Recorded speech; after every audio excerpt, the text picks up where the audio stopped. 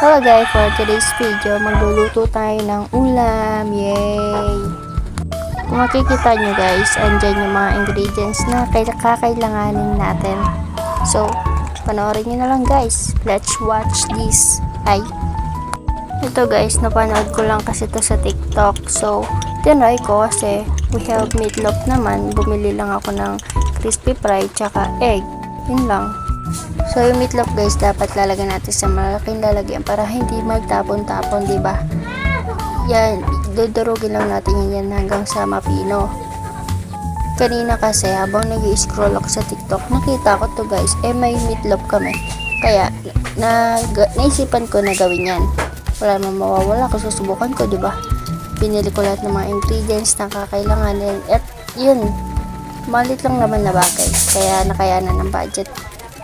Kaya sa mga people dyan na nasasawa na puro prito na lang na meatloaf na walang halo, yan guys, try nyo, ang sarap. Nag-add pa nga ako dito ng isang itlog kasi kulang pa, kaya nung pabili pa ako sa kapatid ko ng isang itlog guys. Ito naman guys, pwede nyo lagyan ng sibuyas, depende naman sa yun kung gusto mo, pero ako kasi favorite ko yung sibuyas, kaya nilagyan ko. Yummy!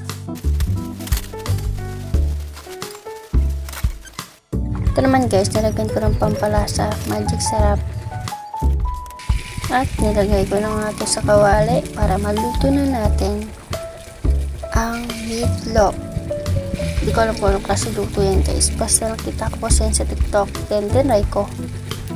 Alright, ang sarap. Sarap, wala pa man. Excited. At yan na nga ang finished product natin mga guys. Yun lang. Thank you.